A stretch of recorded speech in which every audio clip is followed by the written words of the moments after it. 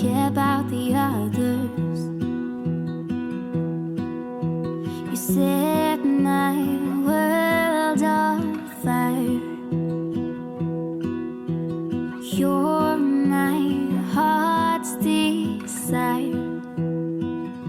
I just wanna love you, just wanna hold you, just wanna be with you till we grow old. Please tell me you'll stay. We come together in this place to lift up our lives, our words, our thoughts, and our prayers, to join Nicholas and Sarah together in the bonds of holy matrimony. You set my world on fire. I don't know. Nick and the guys, we came in and everybody went, oh yeah, they're here, you know. But Sarah, you came flowing down on the arms of your mom and dad in every eye. But when you leave now, you're going to go hand in hand together for a life together as husband and wife.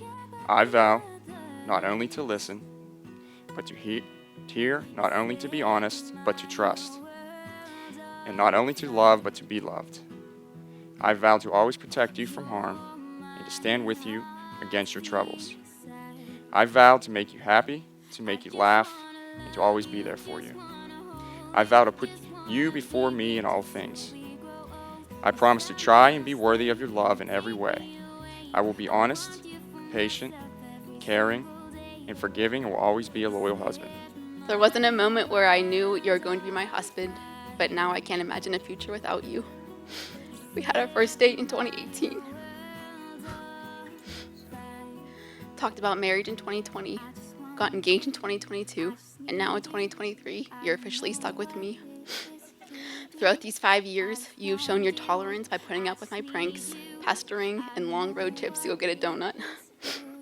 I have scared you numerous times, given you chocolate-covered grapes instead of truffles, tricked you into thinking into eating soap that looked like candy, convinced you that the old lady painting in my parents' living room was my great-grandma. After every sneaky prank I pull on you, you just laugh, never getting angry or annoyed. God knew that my future husband needed to be patient with a sense of humor to put up with me. Nick, there are so many things I don't know. My left from my right, anything about history, or what conduit is. But I do know that God made us to be together.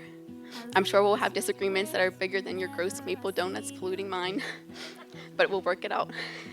Nick, I vow to keep you as my best friend, be a faithful and loyal and supportive orange pie and sweet tea making wife who loves you every single day. As a token of my constant faith As a token of my constant faith and abiding love, with this ring I thee wed. With this ring, I thee wed. Slip it on. With this ring. You're not marrying me. Come on. Look at him. With this ring, I thee wed. Excellent.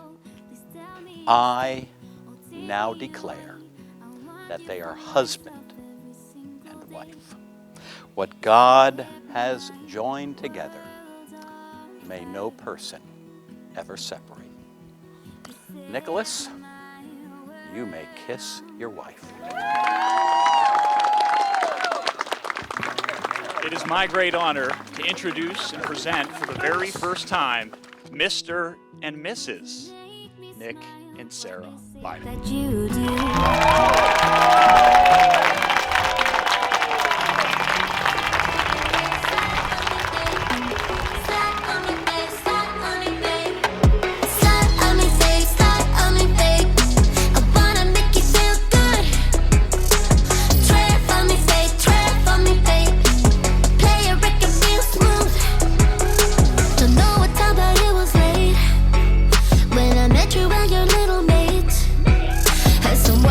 For you a sip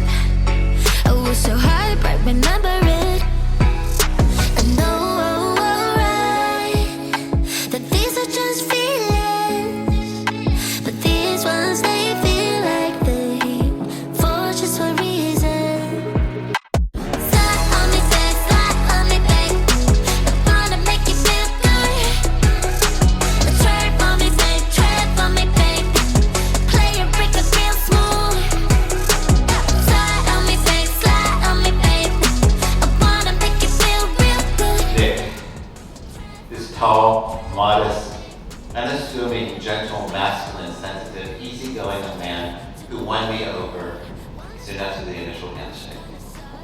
To Alan and John Lydon, I have the utmost respect for you, for the job that you have done raising not only Nick, but also JP and Kelsey, who I had the opportunity to meet. As the song goes, nothing comes from nothing, nothing ever could. You are truly something special to have raised a son with such charm and integrity as Nick. I could not have handpicked a better man to marry my daughter than Nick was like. Sarah, your beauty was apparent the moment you were born. The doctor and nurses exclaimed, "What a beautiful baby girl." You are a stunning young woman in so many ways. What I want to focus upon in this note to you is your inner loveliness, which has sneakily revealed itself over the years. You have a lot to give, Sarah. My heart will be full because of you. I love you so very much, my youngest. Thank you. One night last summer, Sarah and Nick went to dinner in the middle of a power outage. I was home for the week and unfortunately had no plans, so resorted to helping move food from the fridge and freezer into coolers and keeping our puppy Ollie occupied in the dark. Hours passed and Sarah was still frolicking around with Nick in food heaven. "So full, we're going to the Cheesecake Factory, hee hee," she texted me excitedly. Then proceeded to rave about her salted caramel cheesecake that I just had to try as soon as she got home. Meanwhile, I retired to my bed at an extremely early hour because, while I couldn't see anything, annoyed but not surprised that she, the princess, left for hours while there was work to be done. When she finally got home, she bounded up the stairs and demanded that I get up and try this cheesecake. But she went into her parents' bedroom. I heard her saying, "Look," and I fumbled for my flashlight. I was first blinded by her shining eyes and grin, and then was blinded again by the ring on her finger. I looked for a second time at her face and saw complete joy and confidence. Not a trace of fear, skepticism, or anxiousness. Nick, her best friend and partner, was grinning as he leaned against the wall in the back, giving Sarah her moment with her family. I tell this story because it perfectly represents Sarah and Nick's relationship and their personalities. Sarah, excitable, giddy, silly. Nick, patient, supportive, gentle. They bring out the best in each other, keep each other laughing, and generously share their love with the people who matter most to them. So I'd like us to raise our glasses to Nick. Thank you for making your sister the happiest that she's ever been. Thank you for being her best friend, her confidant, and for showing her unconditional love. You've been a brother to us for a long time, and today we make it official. Let's raise a toast to the new Mr. and Mrs. Lyding. We wish you both a lifetime of happiness and celebrate you. Let's have a party! Or late nights in Kelsey's room just laughing over nothing. However, very few moments, if any, brought me a brighter smile than Nick's face when he told me, "I met someone. Her name's Sarah." Okay, maybe there was one other time that I saw his face that bright. That's usually when I was giving him my Halloween candy after he ran out after 3 days. See, he's my guy, so you could tell in his eye that there was something more to this relationship. Sarah, I apologize today. I have no trophy to hand out, but you certainly deserve a Stanley Cup at this point for putting up with the amount of talking that my dad and I do on a day-to-day basis. I would have loved to have been a fly on the wall the first time she went home and said, "Boy, I met that family." But thank you so much for putting up with both my dad and myself. We learned that there are not many families in America that begs more than the Isaacs, and boy, it never disappoints. Sarah, take care of our fuzzy bear as the two of you build a beautiful life together. Nick, no matter where life takes you or what part of the world you light up, just know the Bash brother and yours will never be far behind. Love you. To Nick and Sarah.